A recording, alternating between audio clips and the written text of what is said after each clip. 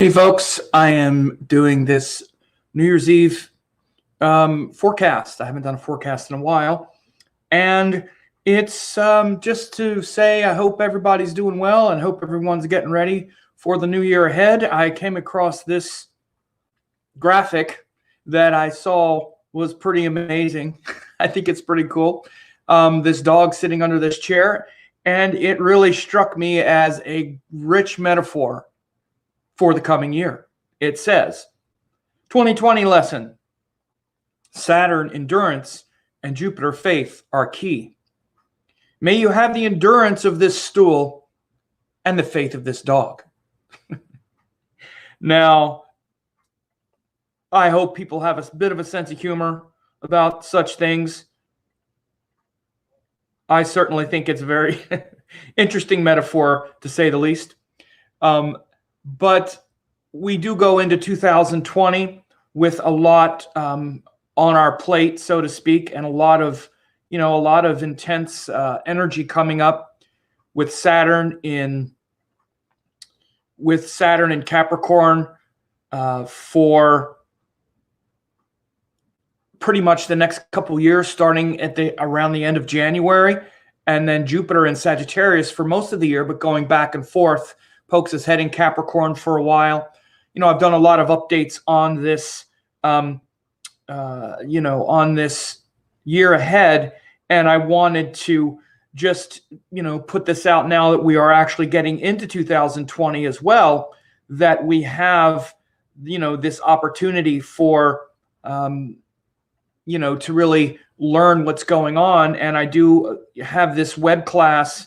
If you haven't taken advantage of it yet, you can get it at this web address, 2020vedicastrology.com, and you can get this free. It's almost an hour and a half of the 10 important shifts of 2020.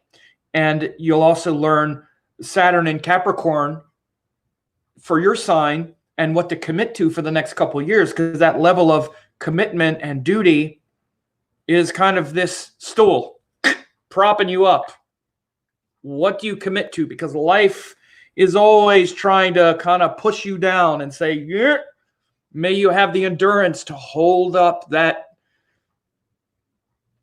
thing that's about to crush you, or that feels like it's about to crush you, right? It's big, it's sitting there, but Saturn is like propping up your life in many ways. It's not just a metaphor. It's propping up the weight of life that's trying to come down and crush you. At least you feel like that's what's happening. The gravity of life on Earth and the heaviness of life on Earth is hanging over your head, kind of like this hanging over the head of this faithful dog. I'm trying really hard to be politically correct today, as you can tell. Give me some credit for that.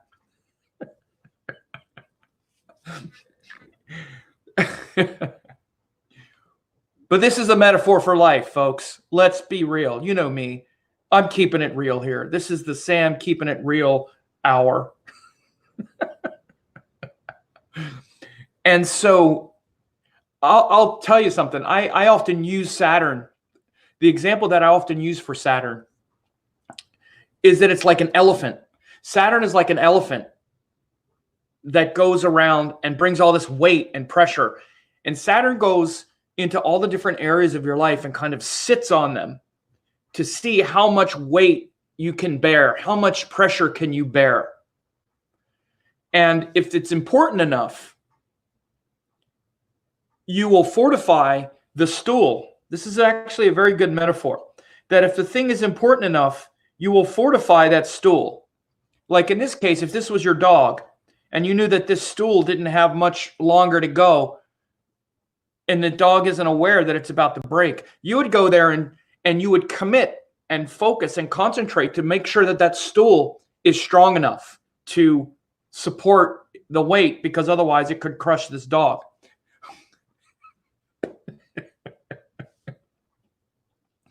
But if it's not important enough and you don't really care whether this stool breaks or not, you might just have to let it break, even if it's something that you like, and even if it's maybe someone on the stool who you like. Maybe you only have so much energy, because you only have so much energy, and you only have so much energy to concentrate and to commit toward different things. This is why Saturn moves into different areas of your life and puts pressure on that area of life. So now you're going to be forced to commit to the most important quality of that. And hopefully it's the part that's the wise part, the wisdom part of it. Right? So for example, let's say that this is the career, that's the 10th house. Let's say that you're an Aries person and Saturn is going through the 10th house. By the way, I also have these forecasts where I go over each of those 10, each of these important shifts. I go over it for each person. So if you're Aries person, then this Saturn in the 10th house, this is like your career, right? And your duties and responsibilities. And there's all this pressure, you're trying to sort of crush it. And again, what are you really committing to? Like, do you really have faith in what your duties and responsibilities are? And again, you only have so much energy to commit to making this stool strong, because it's going to break eventually. At some point, it's not going to have the endurance. So you need to fortify it, make it stronger, maybe put something else there to prop it up against this impossible weight that's ready to crush what's underneath of it. Some things you have to let them crush. You have to let them break. Other things are too important and you have to fortify them. So what you'll see, for example, if you're Aries, and this is 10th house for the next couple of years, you're going to be really challenged to look at your duties and responsibilities and how well you handle pressure and whether or not you're really aligned with your higher purpose. If not, the weight of your insincere duties and responsibilities is going to crush you on some level. And it's going to crush your faith and hope. Your hope and faith can get crushed. So you need to find that thing that does fill your heart with joy and faith, and follow that, and then commit to that. Commit to that thing that you really want to bring out in the world, that thing that's really congruent with your higher nature. And again, I also ran the ticker here. This is the forecast site. If you type in my 2020 Vedic report, it takes you here, and you can get the forecast for those for each of those 10 important factors for 2020. So Malini here, she says, funny, yeah, some of you already saw this post on Facebook. I actually saw it from another person's Instagram, but the writing was kind of obscure, so I copied it and made it myself. But I think it's very appropriate, and it's really funny because I use the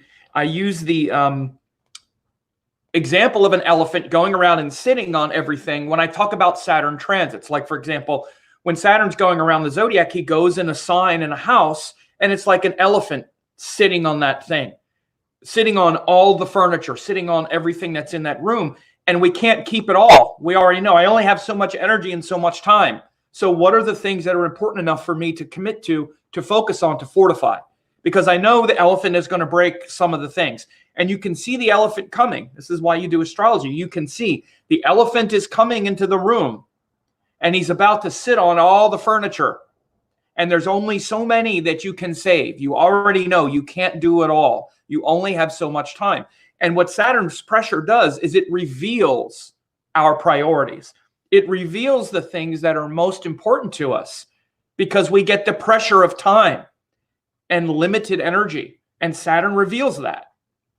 But the way he reveals it it's not just a psychological thing, which it can be that as well.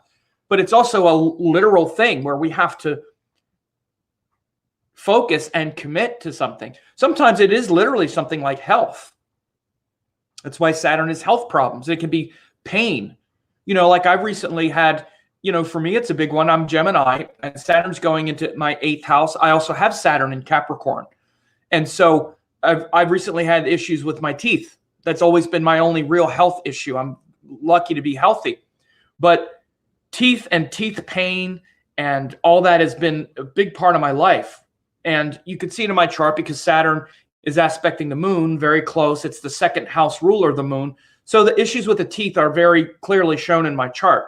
So Saturn going into Capricorn, my 8th house, I know it's coming. And it's also given me, it's not just teeth, it's also the expense, the money you have to pay, and the physical pain, like feeling the physical pain of it makes you aware. It brings the fear of that. And one of the easiest ways to get depressed is to be experiencing some kind of physical pain. You feel some kind of physical pain, automatically you want to sleep more. You already feel kind of depressed because you're aware of your mortality, right? And it automatically makes things very serious, and you have to focus your energy. But it also makes you very focused. You have to, and you stop being superfluous with things. So we're all kind of on the cusp of something like this, right? Where we know Saturn is coming, and he's going to be revealing this intense quality of something, right? But again, underneath it all, we also have a very powerful Jupiter energy next year, because Jupiter is going to be in Sagittarius for most of the year. And his transit through Sagittarius is going to be very important as well. As you see, here's the chart, and this is where we are right now here on December 31st. It's 3:30 where I'm at in San Diego. And this transit of Jupiter through Sagittarius happens for the next couple months. He'll be there, and then in early March he goes into, late March he goes into Capricorn. He's there until late June. Then he goes back into Sagittarius. But by that time, Mars is now set up in Pisces. So Mars is also really prominent next year, putting a lot of focus on Capricorn. Again, this is the Saturn energy. All these planets pile up in Capricorn. Mars, Jupiter, Saturn pile up there in Capricorn. And then this is at the end of April. You see, even early April, late March, early April, we have Saturn, Mars, and Jupiter in Capricorn. So again, for more than a month, for like a month and a half. Then Jupiter goes back, then by mid to late June, Mars is in Pisces, and then Jupiter goes back into Sagittarius. But again, Pisces is also ruled by Jupiter.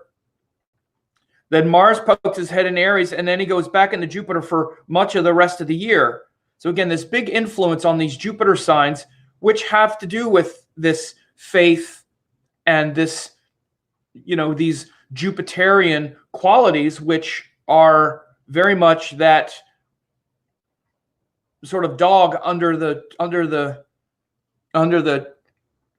chair. The dog has faith that it's going to work out. The dog understands that it's, he has faith. Maybe it's blind faith. Maybe he needs to have a little more discrimination, learn a few more things about the world. And he wouldn't have so much faith. He'd be a little more skeptical. And he'd be, but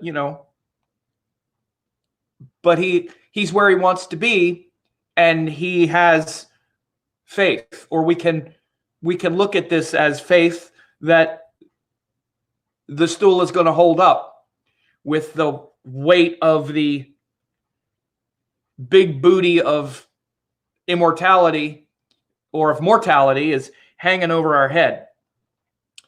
So there shouldn't be blind faith, though.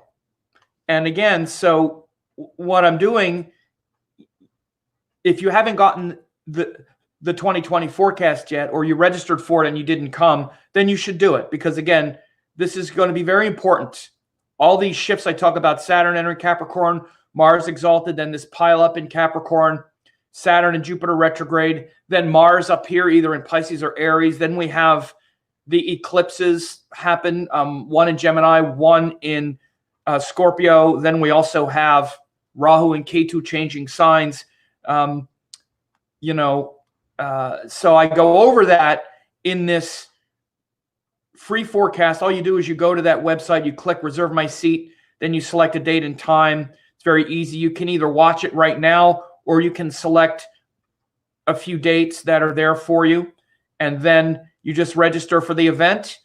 You got to fill out your accurate information because you're sent a link to it. If you use the wrong email or you just spam email, then you won't get to watch it. So fill out your correct info and there you go. That's free. And then again, I also have the 2020 forecasts for all 12 signs. I take these 10 shifts and I explain them through each of the different signs. For Aries, Taurus, Gemini, each of these shifts happen differently because they were all different ascendants.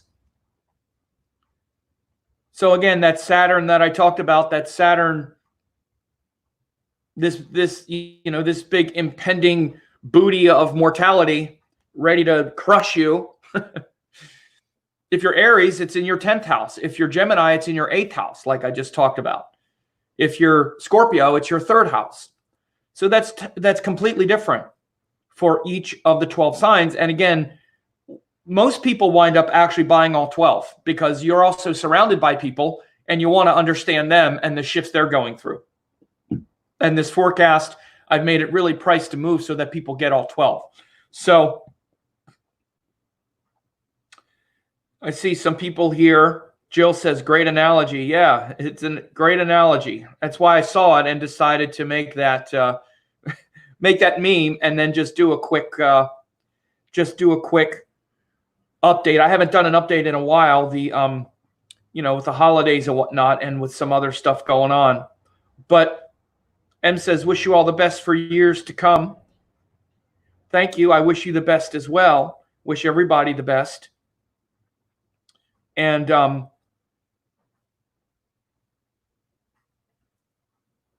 Mahina says, Om Namah Shivaya. Yes. These transitions. Now, again, you want to also understand this is a transition of a calendar month. To me, the big shift, the year really starts on the new moon after the solstice. That's really the best day to calibrate the new year. The solstice is when the northern course happens, and then the next new moon is really the best day for the new year. That's the way the Vedic people did it. In the Vedas, that's when they started the year. That's when they started the year. They started the winter season on the new moon after the northern course. That's when they started it. That's really the sensible place to start the year. That's the logical, rational place to start the new year. Because you're bringing together the northern course of the sun, which is the return of the light, and you're bringing together the sun-moon cycle, which is the soli-lunar timing. So, but this is the Gregorian calendar, which isn't connected with the cosmos. It's close. This is why the new year starts on January. It's close. And of course, Christmas is all a celebration of the solstice and the sun. You just go back thousands of years and you see it. In ancient Rome, it was actually called Saturnalia. That was the name of the solstice festival, Saturnalia,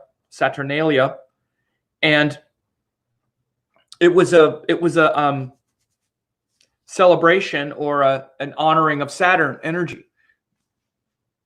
Again, even in the ancient Roman times, they were still very connected to astrology and cosmology.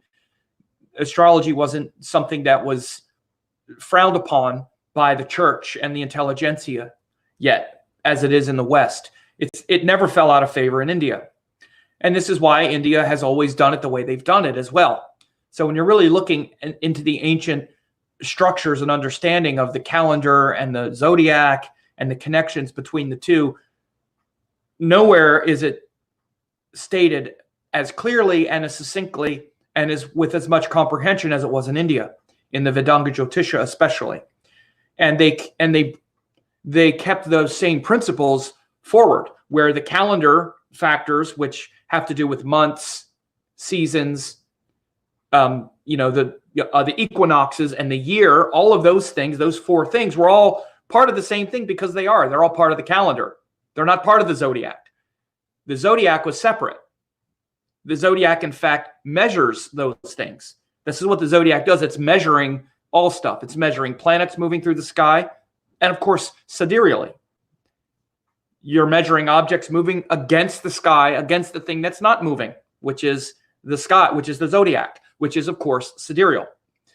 Back then, though, they weren't actually doing astrology as we know it. But once they started doing 12 sign zodiacs, they used the same 12 zodiac portions from the Babylonians. This was, almost 1,000 years before the zodiacs converged and whatnot. So again, you see the ancient Indian timekeeping is totally clear on all of this. The same principles that they used, we should be using now. This is why there's a problem now with the calendar in India, where they're starting what's called Makar Sankranti at the wrong time. They're doing it, it's supposed to be a solstice celebration, not a calendar celebration. So they've mixed these things up, but it's a little heady. But I'll talk more about that soon. But for now, I just wanted to let people, understand that there's this is an important time. And the lesson for 2020 is, may you have the endurance of this stool and the faith of this dog. Because Saturn, energy, endurance, and faith are going to be important. So yes, you might understand that your mortality is hanging over you like this big booty that's about to crush, with this little stool supporting it, this little stool of all of your ideas. Oh, no, I'll live forever. No, I'm this person. I'm this little stool trying to prevent the big booty of mortality from descending upon your little life. But you inside have faith. You're this faithful dog who says, oh, everything's fine. I have faith and love, devotion. I love this metaphor, as you can tell. So, in the highest sense, we want to understand. And the highest sense also includes having a sense of humor. So if you're in the camp of, oh, that's not politically correct to show a big booty and laugh, sure it is. It's funny. Let's be real. And it could be a man or a woman. I don't know. I don't know who it is. So don't be PC about it. Just be real. It's okay.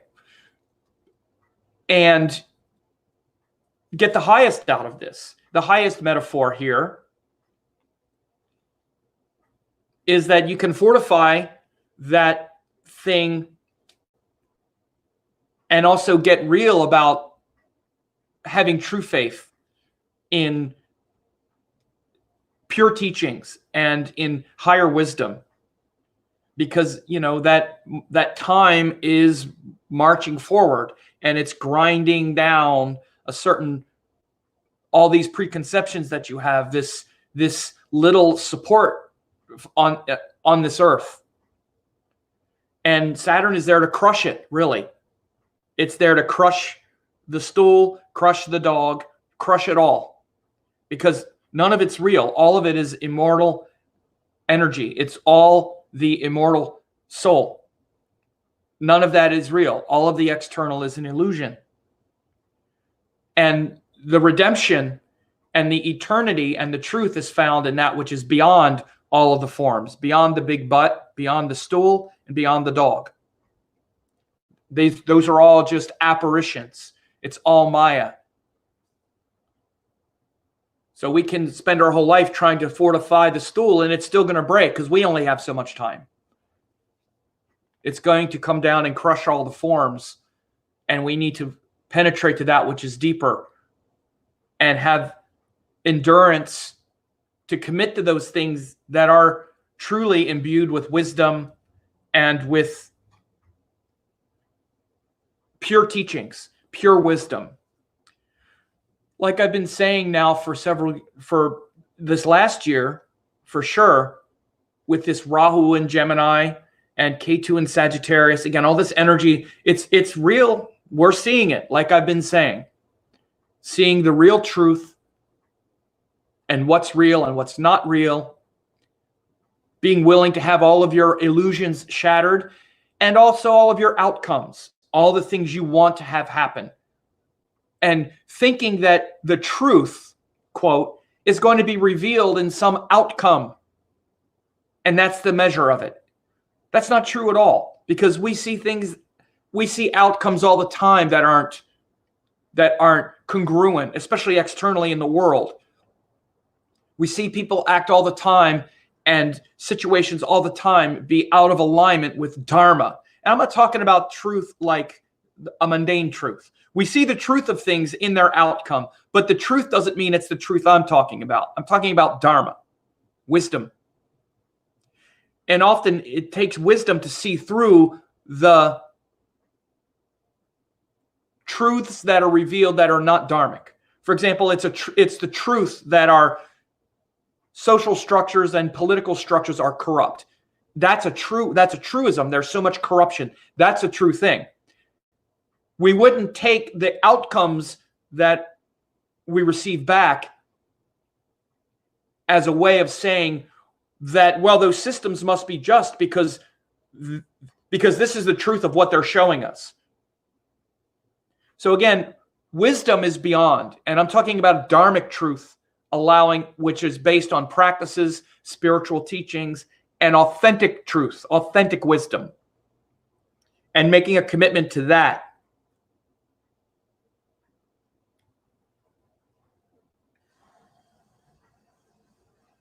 So Nandi Shivam said, will you be doing another batch of certifications this year?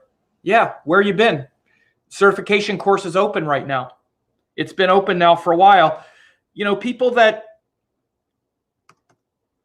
again, but you have to take some action, for example, and join my email list. I don't do this on YouTube and Facebook. So you can join my list and be notified of the programs. So one of the things that I hope people also understand is that even just this social media whirlpool that everybody is in, you need to have a lot of discrimination because there's a lot of bad information. And it's easy to get confused about what's real and what's not. So if people want to actually learn this correctly, learn Vedic astrology correctly, as I hope Nandi Shivam does, or other people watching this, I talk about it quite a bit, and I give links to participate and get hours of free classes and whatnot. Whether you get certification course or not, I have hours and hours of free classes that show you how astrology works at a very high level. And I've been doing these certification courses for more than 10 years and know how to do them. And again, you can even have good teachers and whatnot, but running certification courses and doing all that, it's another skill. It's not a skill everybody has. And I didn't have it at first. I had to learn how to do it, right? Just like anything else, it takes practice. It's been my focus is to teach and to teach how it really works.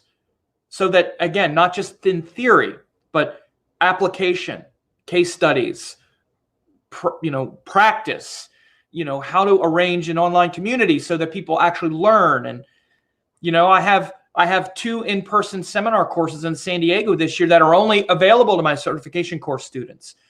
If you want to actually really study with me in depth, you have to get certified because I can't teach people that haven't gone through a certain level of discipline. So all that's available to everyone if they want to do it. But again, you have to also, join the email list and pay attention. And people who are watching this who might be interested in that, of course, I encourage that. But some of the wisdom that we need to acquire and that we need to connect with and that we need to, this kind of Saturn, Jupiter stuff And you're welcome, Nandi Shivam. He said, thank you, and you're welcome. But one of the things, this is an extension of the Saturn-Jupiter thing as well, is to really, again, the focus, the capacity to endure and to work hard on things. I talked about this a while ago with this Jupiter going into Capricorn. We're all inspired by Jupiter and Sagittarius. Oh, I'm so inspired, so inspired. I want to do this. I want to do this. And then, oh, you mean I got to work? I got to work at it? Oh, got to spend some money on it? Oh, got to concentrate on it? Oh, let me just keep being entertained. Come on. Again, that bears a result. And I'm not saying that's of our friend Nandi Shivam. I'm just saying we live in an era now. We live in the age of misinformation, the age of distraction. It started as the age of information about 15 years ago. Now it's the age of misinformation. Look around at how much misinformation there is, because to have authentic information and to be authentically clear about what you're watching, what you're looking at, what you're doing requires effort. And I've always said and always thought that human beings' biggest failing isn't ignorance, it's laziness. Human beings are generally lazy. We're animals, and the animal part of us is lazy. As soon as something requires work, we tend to check out, especially if the work is going to shine an unhealthy or an unflattering reflection on ourselves. Oh, you mean I got to work? Oh, you mean I got to admit that I'm wrong about something? No thanks. I'll check out. I'll go find something that doesn't make me work and doesn't make me have to change. And so people will gravitate toward teachings and teachers and things that support this bias very easily. This is why, it's very easy for things that are simple to digest to be popular. This is why you see the dumbing down of all kinds of sciences. Astrology, of course, is certainly one of them, and other kinds of things where something that's just a little bit beyond our comprehension, maybe, or at least sounds like it, but not too complicated where we have to actually learn it or study it, is usually the most appealing.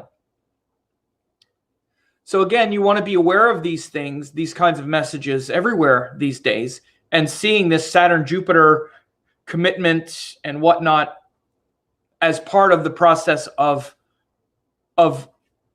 faith in action, putting faith in action, the things that inspire you, putting them into action. And we'll definitely see, a big part of that when we have this pile up of planets in Capricorn. If we go back here, especially if we go back here at this point, you could see, especially right here, the end of March through the middle of May, with Mars going through Mars, Jupiter, or early May, Mars, Saturn, and Jupiter all in Capricorn. This is really going to be a time where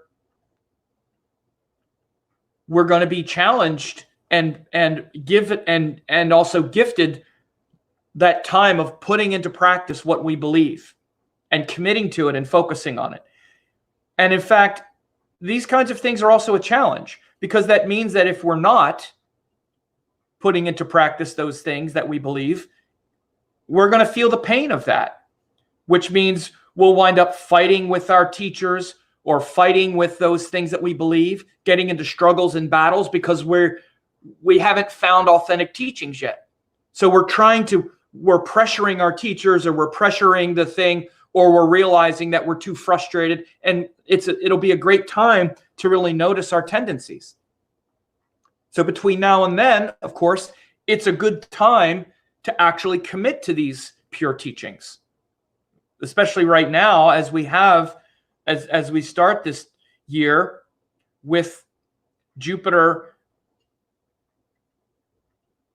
and Saturn both here in Sagittarius. Again, it's a time of being inspired, following your inspirations. With Jupiter there in Sagittarius, that's what it's doing. It's really gifting you with this idea of like, yes, this is really worth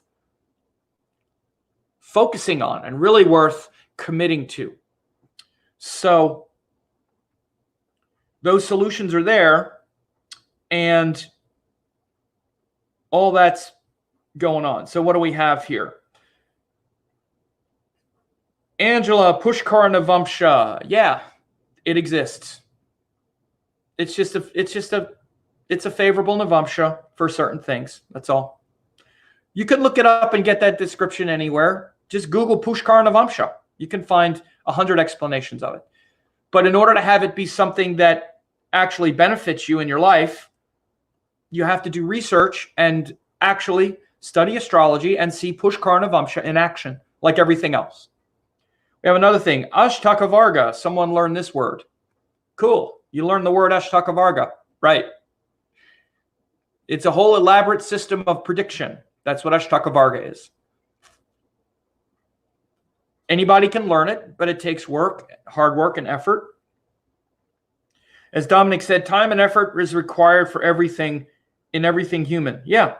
And everything of greatness that you've ever done is because you made a commitment to it and you worked hard to bring it about. Dominique says, my greatest flaw is procrastination. That's most of us. We procrastinate and we're comfortable. We want to be comfortable. And that's fine. It's fine. And it is literally fine. What winds up happening is that we wind up, this is a kind of winnowing process. It's not always procrastination. Where it can be, but often it's just something that's not inspiring enough to us. Because you see, this whole thing of Jupiter is what finds our inspirations. And then Saturn is what makes a commitment to those inspirations. So without knowing anyone's personal chart or personal history, I don't know why someone would procrastinate, but you could see it's usually one of two problems. It's either a inspiration problem or a commitment problem or a courage problem. It could be that as well. And Mars has to do with the courage as well. But once something is urgent enough and inspiring enough, you won't procrastinate. If you love something enough and it is inspiring enough to you, then you won't procrastinate. Think of something that you love and how much hard work and effort and lack of procrastination you put forward. And it might even be something like loving food, like maybe the friend in our example of the 2020 year. I bet they don't procrastinate around mealtime. And I'm not trying to be vulgar here. I'm saying literally. We don't procrastinate around something we love and we enjoy. So this is why you need to find the thing that you love and enjoy and do it. Now, again, people say, well, I love and enjoy astrology. Okay, so, and I believe that. So then if it's something that you love and enjoy, then why is there a procrastination or a stuck problem? Well, because you love something else more. Because you love your, well, I can't do it story. Well, I could never do it. Well, you love that more than you love astrology or whatever else it is that you're trying to do. Again, and you're stuck in that story. And yes, you love the story. People love their misery and their stuck energy as much as anything. And yes, it's love. Admit it, it's love. You love it. Somebody tries to wrestle it away from you and damn it, you're not convinced otherwise. Oh, but you got plenty. Your arms are wrapped around it. Again, so you have to find something that you love more than all that. And usually that comes because something inspires you more. I go through the same things, but I happen to love the astrology or love the change that it could bring more than all of my BS. I love my BS too. Don't get me wrong. I love it. After this, I'm going to get into some BS here. No. Maybe I'll sit here and procrastinate around other things. I do it all the time. But only so much. maybe it's a love of money. It's a love of something that makes you not procrastinate. So you just have to find something that's more inspiring. Or again, just admit to what it is. And instead of acting like it doesn't exist, you want to understand the energies more. Most people have a love of money, a love of food, a love of comfort, a love of sex, and it is a love. You don't procrastinate around those things. You procrastinate around, I know I should be doing my spiritual practice or my this or my that, because you just don't care that much. Again, one of the things that happens with Saturn is Saturn brings this kind of intensity that eventually that stool breaks. And under the weight of that stool that has broken, we get urgent and we get inspired for something, maybe because of the pain or fear, or maybe because it breaks. Again, if we love that dog, we won't procrastinate if we think in 2 seconds that stool is going to break and it's going to crush the head of that dog. You won't procrastinate. You won't procrastinate for a second. You won't procrastinate for 2 seconds if you love that dog more than you love. Let's say you're eating the best food you ever could eat, and the thing you love, you're comfortable, you're in that thing when you're procrastinating away and loving it because you love it. Whatever it is you're procrastinating over, it's because you love it. And I'm talking about this because it's just real. You don't just procrastinate. You're doing something rather than something else. And the thing you're doing, you love more than the thing you're not doing. That's all procrastination is. It's just your focus of your energy and attention. And it's usually we love our comfort, some version of comfort, more than the challenge. But again, let's say you're procrastinating and you see this thing happen where, let's say you have a dog. You love your dog, but something's about to fall on your dog. Your butt will be out of that chair in 2 seconds to try to protect the dog or your child or something that you love more than your story or whatever it is. So it's not rocket science. Astrology shows it, by the way. It shows the expenditure of energy and what makes people motivated and why they're motivated. And when talking about things like this, right now in a particularly poignant time where we can be inspired because Jupiter is powerful and ready to follow those inspirations and really concentrate and focus on them and commit to them, which is Saturn, even fueled by an exalted Mars for first part of the year for a couple months. That's a great combination. So I appreciate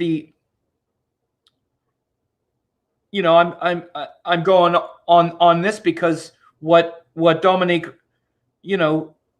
mentioned here is what everybody goes through, myself included. I'm an example of doing some things. I've succeeded in my career and in my work because of these things, but in other ways, I procrastinate too.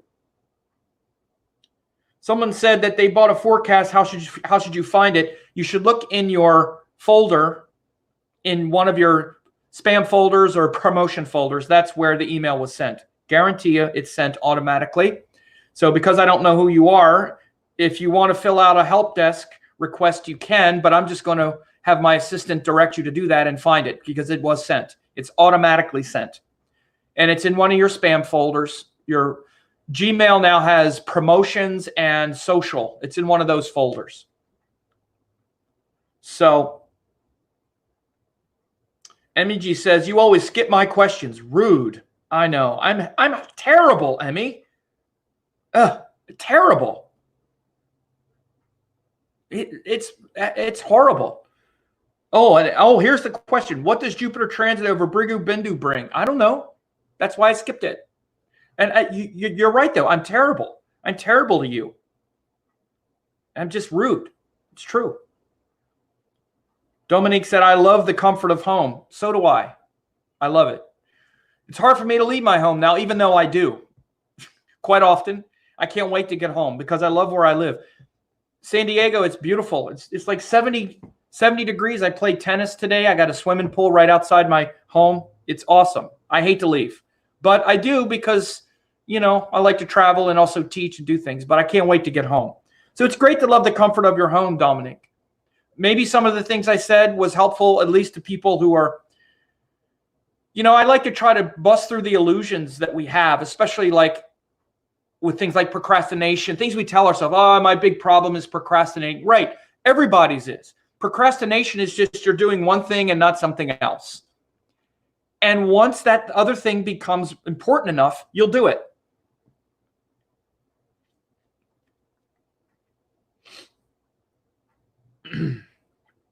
So we have Joshua says, Pranam Samji, you've been following your videos for years. Love your sense of humor, especially the booty image, although I do recognize the serious message behind it. Yeah. I like to look for those serious and funny messages. It's kind of the way I see things. You know, people meet me in person and they're like, God, you're a lot more relaxed and funny than I thought, because I come across as being serious on these videos because it's, to me, it's serious stuff and I talk about things in a serious way. I take, you know, I want people to understand these things and I take the knowledge seriously. I don't take myself seriously or much else beyond that. To me, it's my great saving grace has been the sense of humor and that it's all pretty comical on some level. I take some things very seriously, but most things I don't. And if you knew how much I censor myself from saying things that are just jokes that are probably inappropriate in this day and age. I'm like to joke around, let's put it that way. Anyway, Angela, I love Angela. I always look at what she writes because it's always, Angela speaks for the crowd, I think, in a good way. If I could study astro, I would, but people will think I'm some New Age weirdo because New Age weirdos ruined astrology. You tell them, Angela. And my Lagna Lord is 8th house. So see? And God knows, living our life for what other people think, that always works out.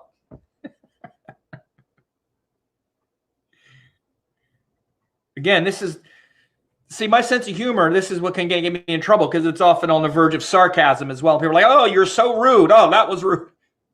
I don't take myself any more seriously, but think about it. Again, everybody who's ever thought of doing something outside of the norm dealt with this. You think it wasn't the same for me? Of course. Do you think at some point, again, what I said before, I'll say again, eventually you'll start to care more about the thing you're talking about more than the story you've created around it, whatever the story is. And again, I don't care. It doesn't matter to me. I don't care about this. Only you care. It only matters to you. You know, I say this when people get readings now because they're like, well, how can I start doing my real thing?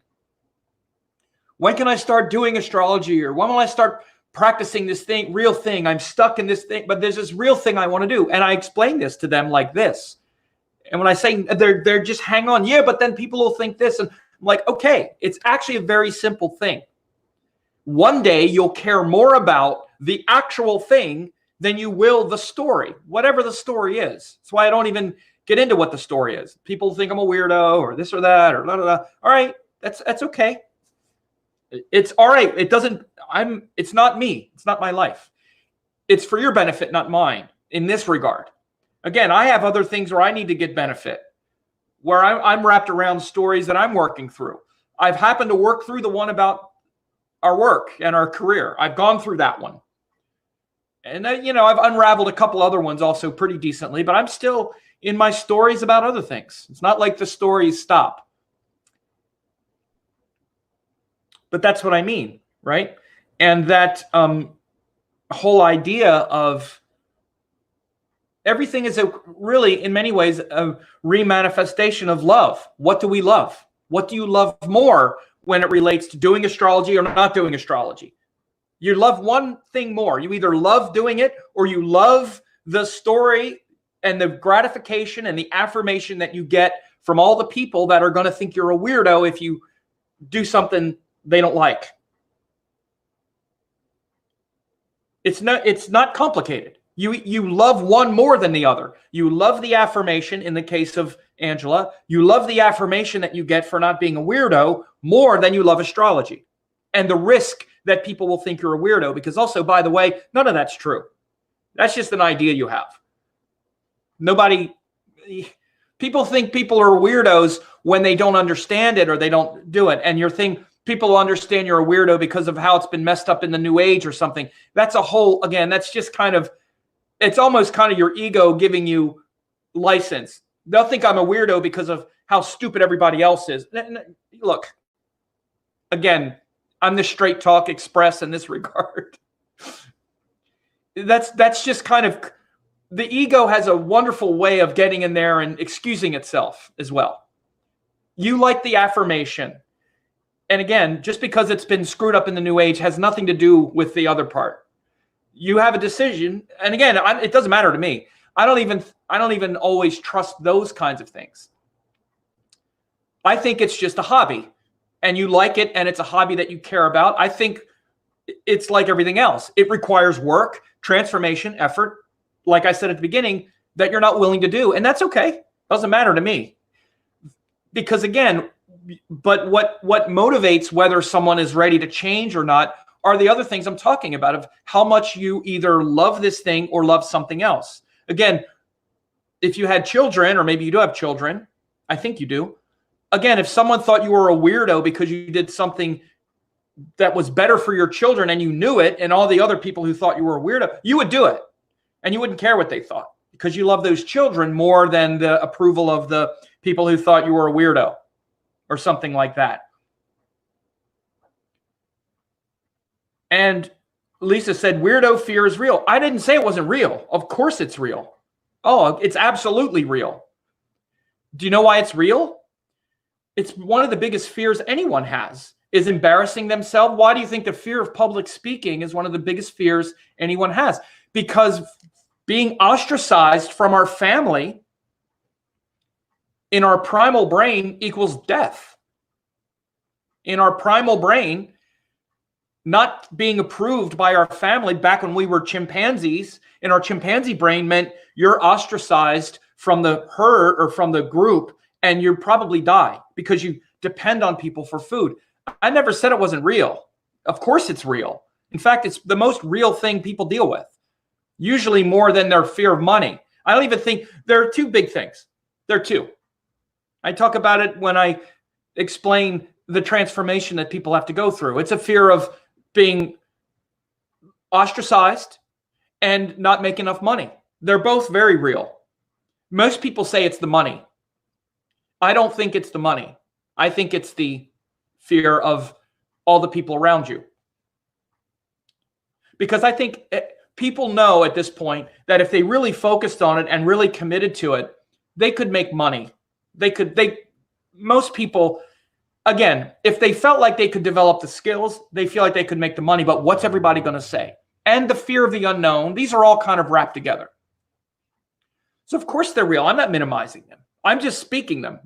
I speak truth. I really don't judge things. People always think I'm so judgmental because it sounds judgmental, the kind of language. I'm not judging anybody as good or bad, right or wrong. I just try to speak it as truthfully as I can.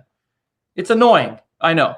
Imagine being a close friend of mine and never hearing the end of my truth that I need to speak.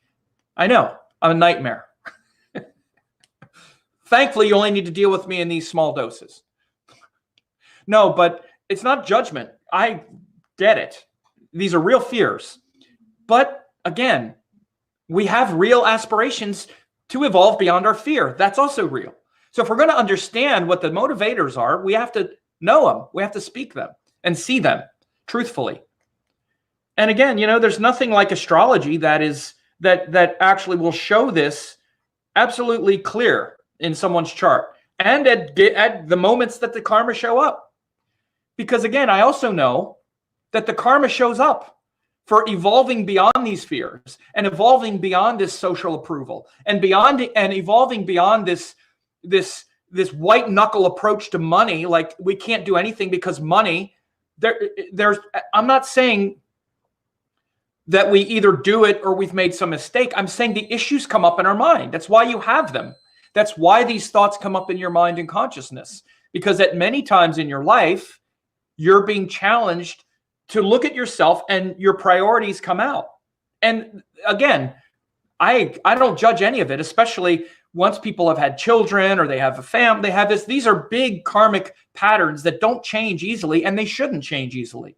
A person should not leave their wife and or their husband and child, or wife and child, to go to India to learn astrology if they have all these responsibilities. That's crazy. And no one would do that. If they did, that would be a mistake, a violation of dharma, because you've already brought in other people in your life.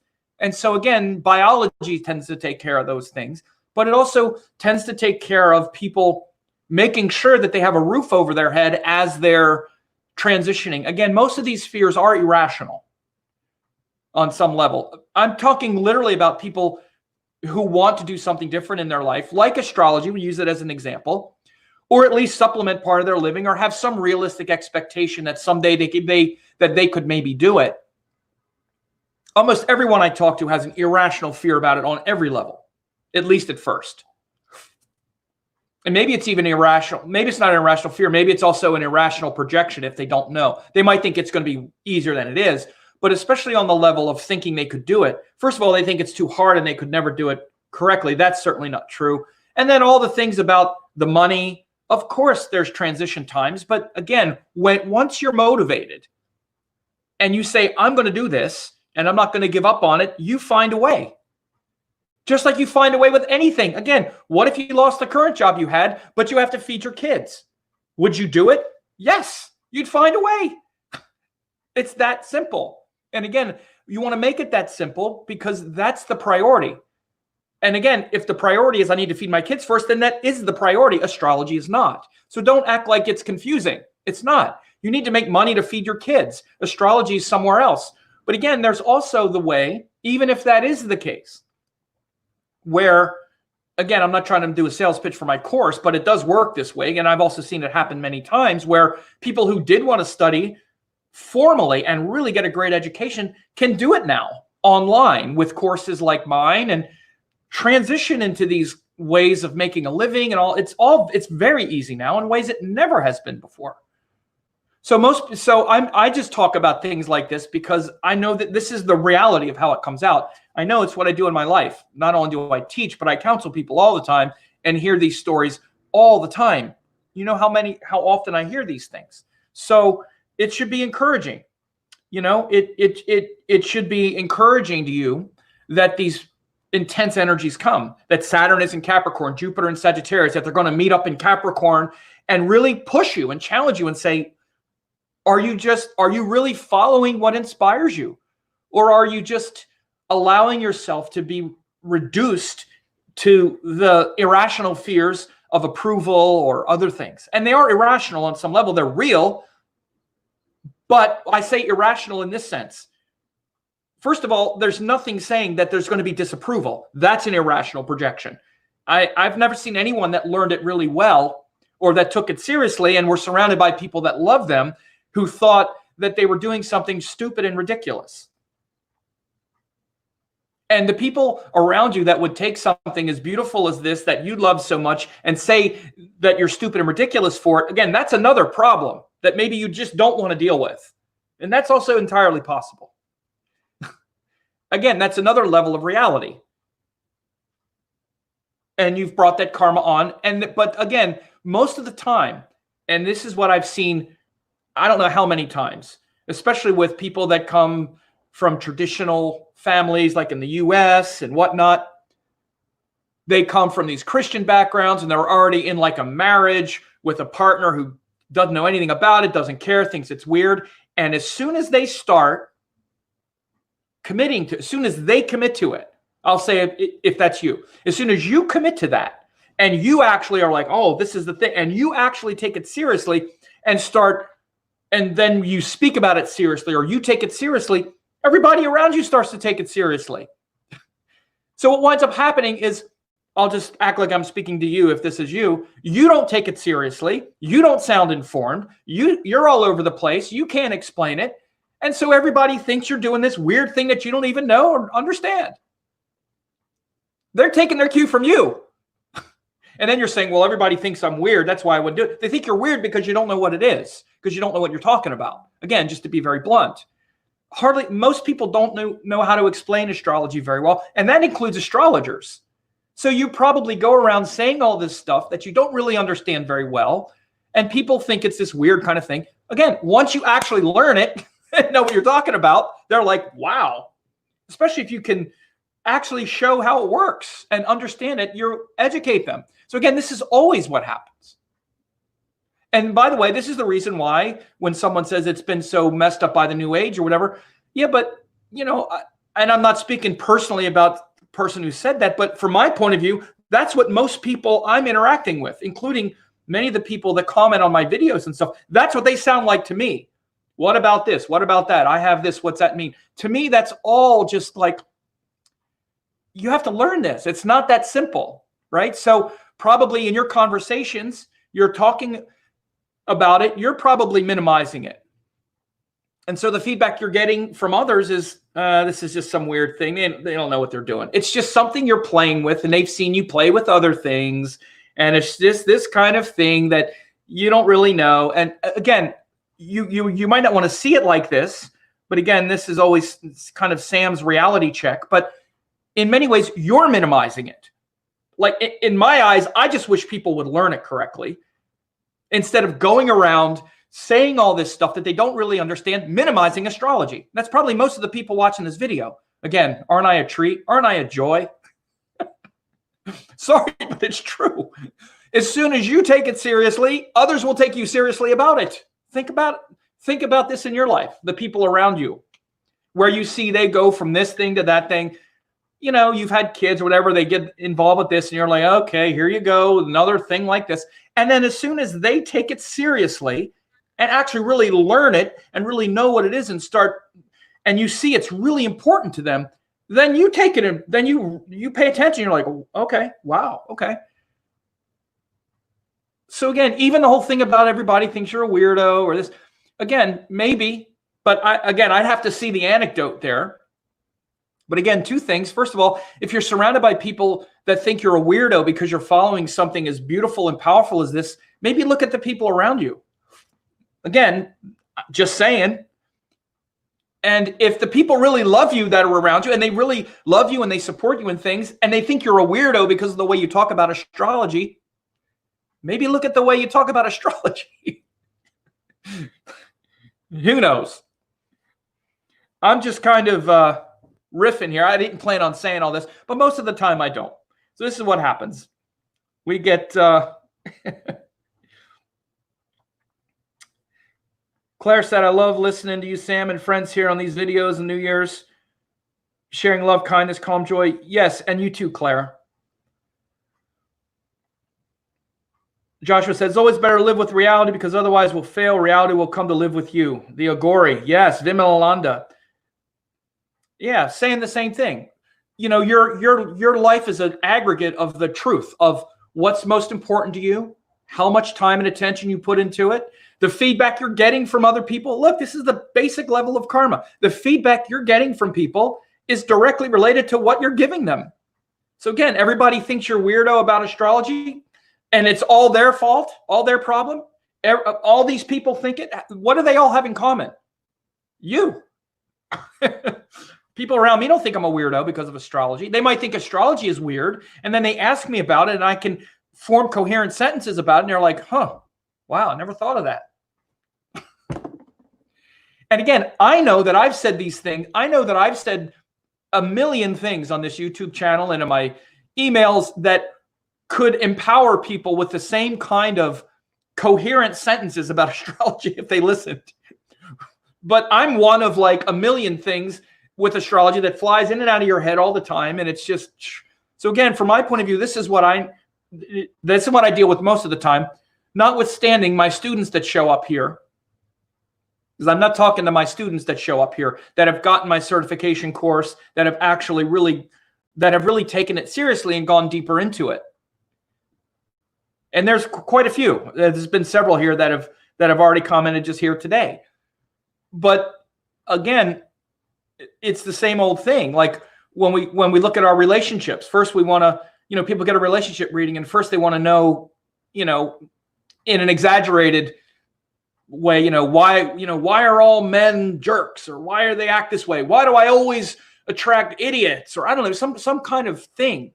It's like, I have to gently expose them to the fact that, well, all these idiots have in common is you and what you're doing. Now let's see what that is, and you can see it. Again, I don't use that kind of language because I don't see it that way. I don't see anybody as an idiot or whatever. We're in situations, and what's coming back to us is directly related to what we're putting out. Directly, like there's not even an atom out of place of what's coming back to you. And if it's not what you want, it's because of what you're doing and choices you're making, compromises you're making, maybe to have people, and I'm just using this example because I'm kind of now on it, but your choice to be in, let's say, relationship with people that would think you're a weirdo, even if you're pursuing things you love. Now, maybe there's a reason for that trade-off. Maybe they're the parent of your children or something that isn't so easy to change. I get it. Again, I don't judge things. It's not a judgment. It's just a recognition. I understand how people get into situations that aren't so easy to change, but it's a recognition of that. So what someone should do instead is not take that person's feedback so seriously if you know that you're just not in alignment with them. But again, there's a benefit of being in alignment with them because you get to raise your kids or you get to maintain peace in the house. So it's a compromise that you make, but you want to just see it clearly. Or let's say there are people around you that would support anything you do and they still think you sound like a weirdo or something like that. Well, then again, that's you. Again, and there's a sliding scale within this with everything in your life. Again, I use that as an example. Could be in your work. Why you feel so disrespected at work. Okay, well, again, you got it. It's not that simple. Why do you always feel so disrespected at work? This is a big one. Well, again, how much respect do you bring to it? How much respect do you give other people? How much respect do you have for the work, for the mission? First of all, how is everybody disrespecting you the same way all the time? How can it not have something to do with you and that you're not following your dharma, your purpose, your inspiration? It's just a paycheck. You're just trying to pull money and value out of it, not give value to it, or just the minimum. You're wanting to give the minimum amount of value to extract the maximum. How well do you think that works? Do you think nobody notices? Of course they do. And the ones that get more advancement and more respect are ones who are really engaged, who really love it more. That's the law of energy. So think about these things in the year ahead as well. And again, all of this stuff is really coming into focus this year. All of this Jupiter, following inspiration, Saturn, making a commitment. It's all big stuff. And get back on my banners here. Again, I want to show this, you can get this forecast. And again, this is free. And you can get it at 2020vedicastrology.com. That's where you can get it. I'll put the link in there. Oh, I'll just do it here. Wait.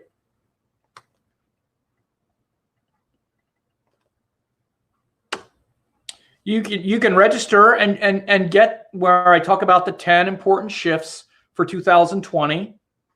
Again, these are I talked about a few of the really important ones here because they're coming up in the next few months. Literally between now and March, April, there's big shifts happening around these issues. And you're going to want to be aligned with something that you want to commit to. Because there's going to be all this focus on commitment and committing to things that inspire you and working hard toward them. So now is a great time to do things like study astrology, sign up for courses or something, not to be mine or even astrology, but now is a time to really say, yes, this is what inspires me. And I'm ready and willing and able and wanting to work hard on this thing to really learn it now. Because because Jupiter in Sagittarius and then Saturn in Capricorn and then all these planets there are going to be saying, what are you committed to? What are you focused on? What's inspiring you? And if it's not good enough, you're going to wind up battling over it with people. battling over your inspirations, arguing about your principles, rather than putting them into practice. And you'll be arguing about them because you're not walking the talk. You're out of alignment. So I talk about this. Again, this is a free web class there. You can also get for your sign and for all 12 signs, but you can see all of those 10 important shifts for each of the 12 signs. You can get, I just put the link there for this, for that, for the 2020 forecasts. So anyway, some more comments down here. I'll look and see what we got here. So yeah, some people, I'm glad that seems to be some pretty good comments here. And Dominique said, I needed that good slap in the face. Well, I hope it wasn't a slap in the face. Just, want to explain how some of this stuff goes. I wind up talking about this stuff a lot to clients, and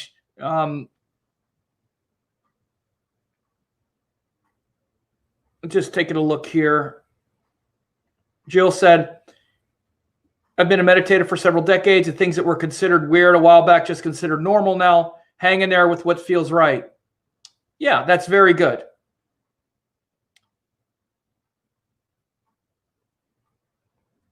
Definitely. And we have to, think of what's normal now. Anything is normal.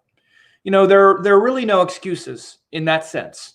You can do anything now, and it's considered, normal and reasonable. Again, the thing that I notice, and the thing that I see, and the thing that I've just seen throughout my life is that people take their cue from you. You're the center point of it. Your authenticity, your conviction, your presence with whatever it is you're doing is what determines everything else around you. Your sincerity. So again, if in these situations, not just with astrology, it came up here because we're talking about it, but with anything. And we all have to do it. It's a matter of individuation. We're always in this kind of, some people are. I kind of did it very early. I kind of broke away. But in some kind of form of acceptance and individuation. Do I do things that get approval and acceptance, or do I assert something that's more individual? Again, I don't minimize it by any means, but this is one of the big life lessons we all have. It's called the first house. It's called authenticity and integrity. And anything that you do that has integrity, which means you're aligned, there's alignment with it. Whatever you do that has integrity penetrates all of that crap that are in people's heads. And anything you do this is what you notice as well. You notice when someone has integrity, it penetrates all your filters. Whether you know that's what it is or not, that's what it is. It's integrity. They're not worried about what you think, or if you're going to accept it or like it or whatever. They don't care. Your level of integrity is also will penetrate whatever people's story might be about anything.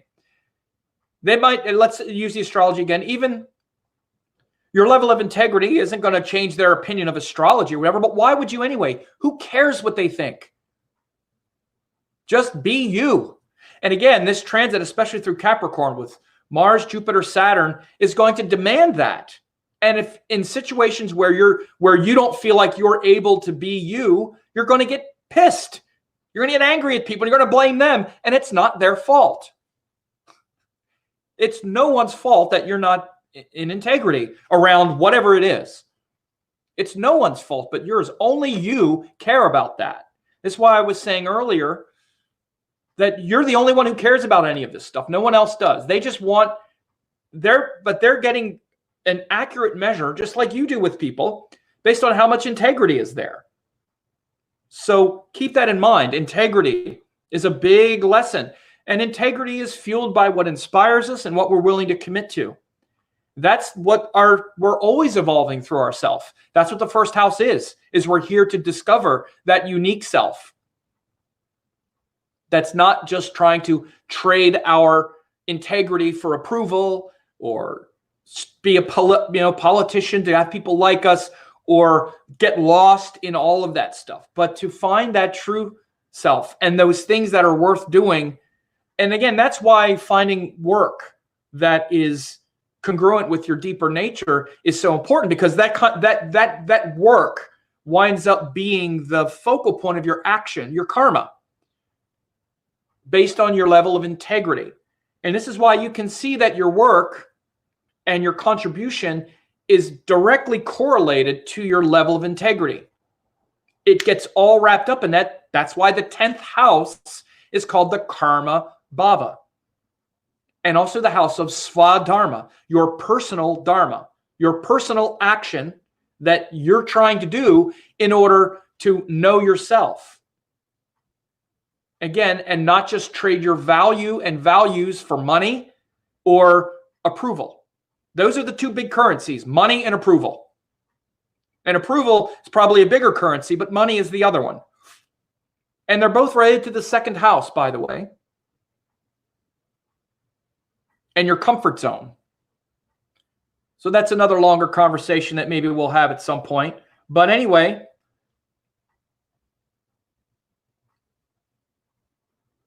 Jill says, best New Year's message, so much gratitude. You're welcome. And I appreciate everyone.